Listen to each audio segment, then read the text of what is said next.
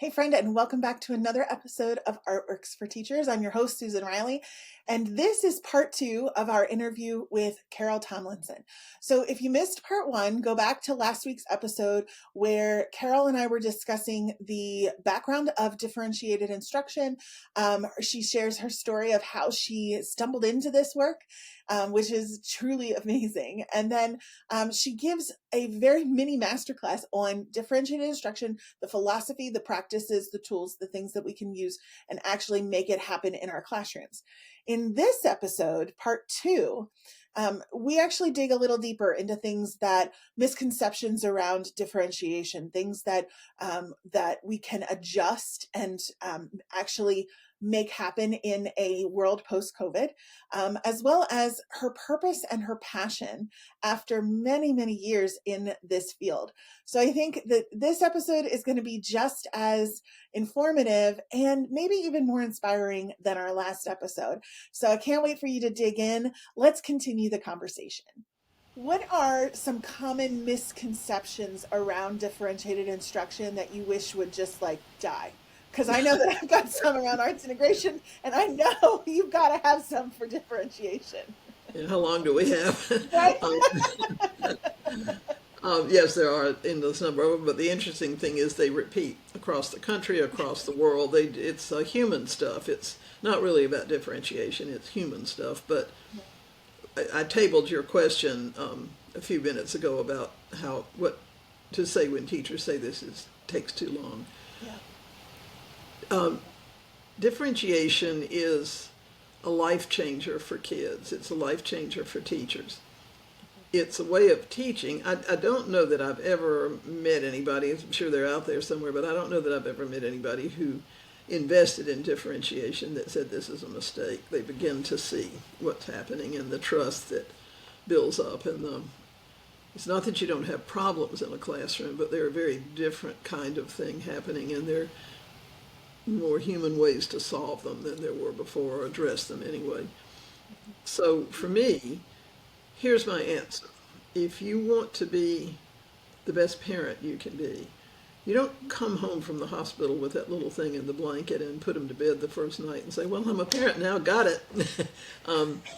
You thought you may have learned something the first day, but by the second day it is not worth squat, and and you're still doing that when the kid's 10 or 11, and when they hit adolescence, you're pretty sure you've never learned a thing, and they go away to college and you think they've grown up, they don't need me, and they're the hottest mess they've been yet, and then they have children and need you again in a totally different kind of way. The commitment to parenting is a step by step, one day at a time commitment to do the best that you can do, the best that we know how to do with kids, and that isn't the same thing for any two kids exactly. And so if you have more than one of those little critters, you're learning that way all the time.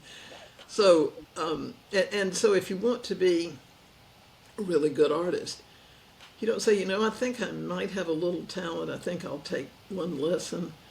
And I didn't feel too good about what I was doing in there. I can't do that, no time. Or I'd love to be a really good cook or a really good singer or a really good golfer.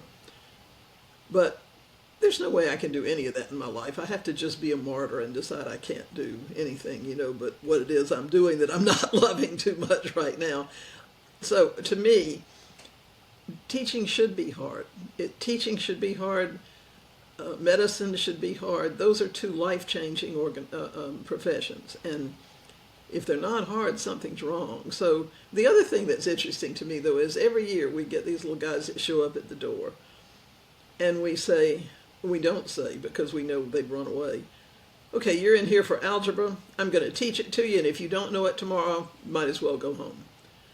We say to them all semester, all year, yes, it's hard. You can do hard things. Let's figure it out together. Let's keep looking for ways together to make this work. And we hope that by scaffolding that and encouraging them and making the support systems a presence in their lives, if they get to the end of the year and say, I really didn't think I could do this, but you showed me I could. I don't know why we say this is too hard or it takes too much time. I had a good friend who used to work with me some and had an analogy that I thought was great. She said, if you really want to lose weight, in case you had noticed, this is the truth. They don't tell you to eat all the food that you normally would have eaten for dinner and then eat the diet food. You replace something with something better. So if you have 30 minutes tonight that you can plan on something, don't go back to the old way. Spend the same 30 minutes working on something better for tomorrow. And that's kind of an interesting way I think about it too. But when people say teaching, it's too hard. I'm sorry, teaching's supposed to be hard. If we went into it and thinking it wasn't going to be, if it was going to be a lark, I think we opened the wrong door there. But step by step, one step at a time, talking with the colleagues who are the best in the building at helping us be better. I watched us do that. I met with my colleagues for probably 18 of the 20 years, multiple times a week sometimes, but really almost weekly for 20 years, at least, when people from other schools began to join us. And we knew we were better. I mean, there wasn't any doubt about that, but not a single one of us said we're there yet, and not a single one of us said it's hard, so let's quit. Yeah. It was that fascination of watching good things happen and feeling them inside ourselves, too. So that's one, it's too hard. Another one that I'd love to get rid of is, this is the one I think I just almost can't stay in the room with. I was in Texas many moons ago as the standardized test thing was starting, and teachers already were so focused in on that, and it was almost like a game you had to win to survive, a survivor game. And at a break one time, I noticed 4 teachers talking really animatedly, and I could tell it had something to do with school.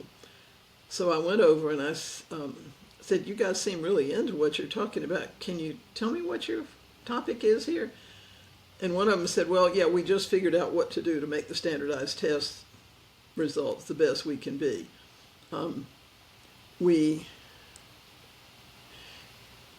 If we have kids in our class who are doing well, those kids are the definitely's. They're definitely going to do okay on the test anyhow. There's no point in doing anything else with them. They're going to be fine without us. We've got some no hopes. They're so far behind, there's really no hope for them. So we might as well leave those alone because their scores aren't going to come up enough to really help us. So we're going to work with the maybes and see if we can get enough of the maybes to move ahead. That I really thought I was going to have to leave that place before I did something really violent. But I think we tend to look at kids through those mirrors. These kids are not going to be successful. They just can't be. I mean, look where they came from. Look how much language they don't have. Look at the neighborhood they're in. Look at the attitude they bring. And then we look at bright kids and say, he doesn't need us. He's fine. He's already ahead. They don't need us for anything. We then give less work to the kids that we perceive are in trouble, and we teach down to them. And we say the kids at the top don't need us, and we leave them alone. And then we look at the kids and say, oh, these others, they're just average. They're not going to do any better. They're doing okay. They're making C's or B occasionally. They're just average. And that habit that we have, again, is back to the mindset thing. And not really stopping to think, this kid's 7. What can change in his life if he is lifted to do amazing things? What can I do with this 13-year-old who truly is a pill to help her see the world better so she treats the world better? And so that notion of, I've seen this online even where somebody will say, and I think they're earnest with it, differentiation's not so hard. All you have to do is plan one lesson, dumb it down for a few kids, and give the other kids some extra problems, and you're done. I've seen that many times. That one sends me out of the stratosphere. Yeah. Another one that I think is really interesting is that differentiation's a set of strategies. This is kind of funny, interesting, not funny, not interesting in working with, and when I say teachers, I mean me too, because I've done everything. But you work with folks, and for me, I feel the need to help build some sense of what we're trying to accomplish here, what the philosophy is, where we could go. And I understand where teachers are coming from, but so often it's, don't tell us any background. We don't need that. Just tell us 2 or 3 new strategies and we'll go differentiate. And it's kind of like, just give me a tool set and I'll go build a house. Yeah. If you don't know anything about architecture, if you don't know anything about physics or tools, maybe not. Maybe the house won't be great.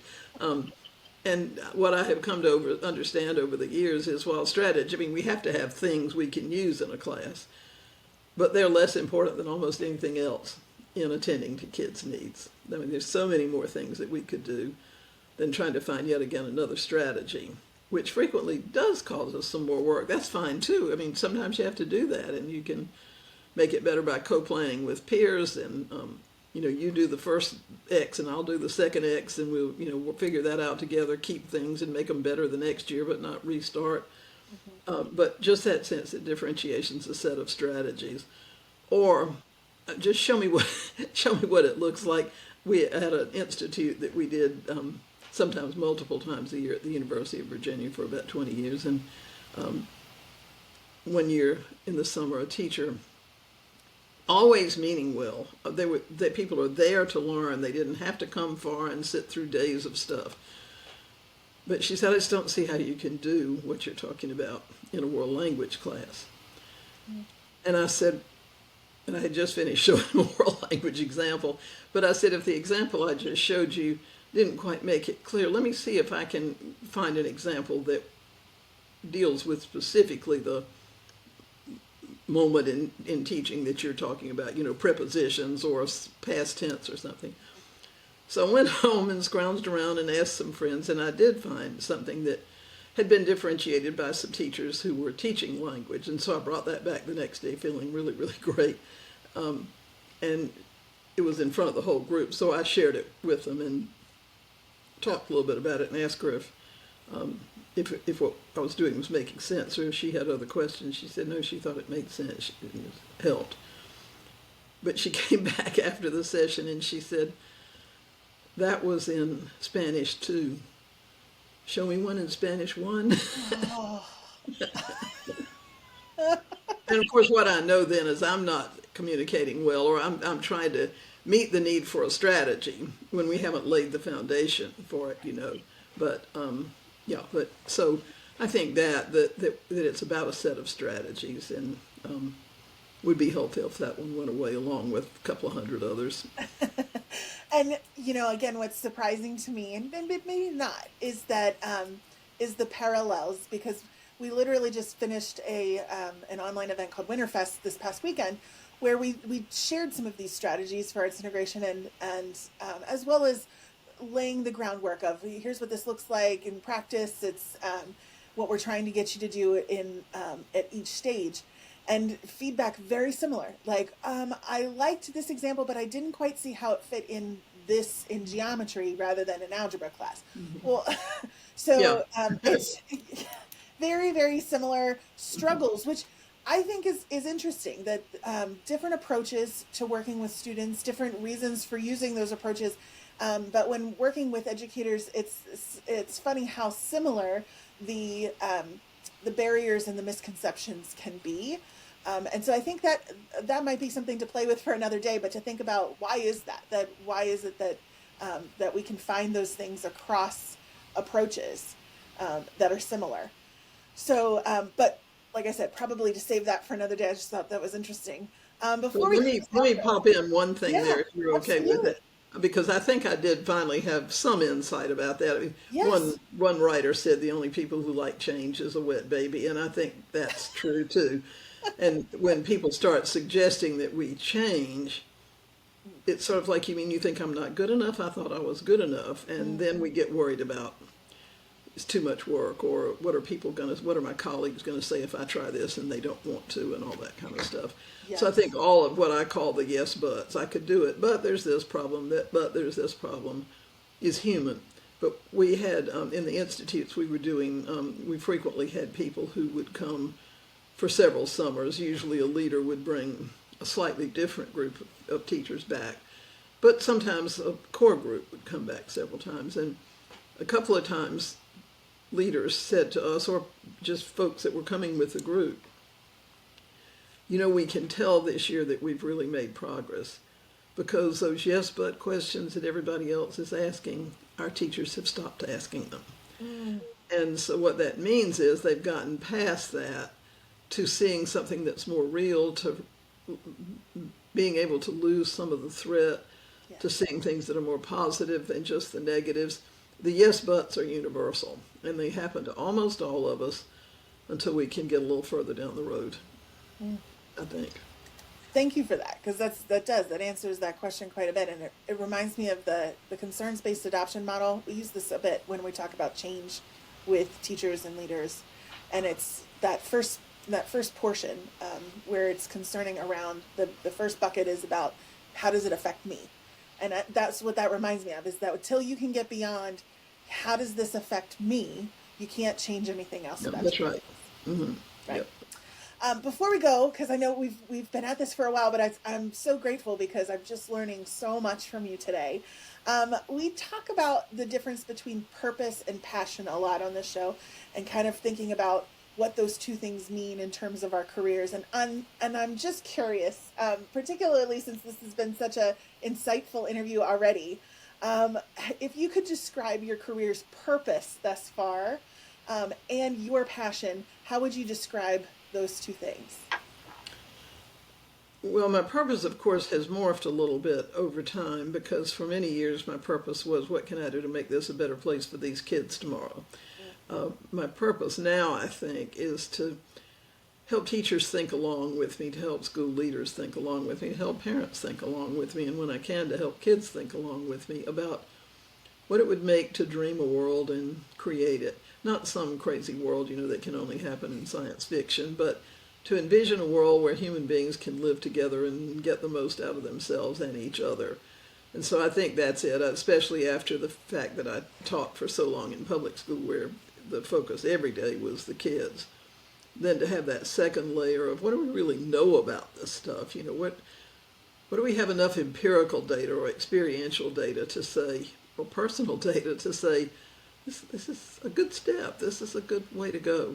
So I think that sense in the classroom of having kids think along with me and watching their thinking and learning from it, and in our profession trying to help other people think along too. But that's sort of the purpose. My passion really is learning and teaching, and what those do really almost as metaphors for transforming lives. I mean, what do we do to build a better life at our house, in the swim center that we belong to, the world that we are in, and the idea of dignifying the people in those places and the things we do together.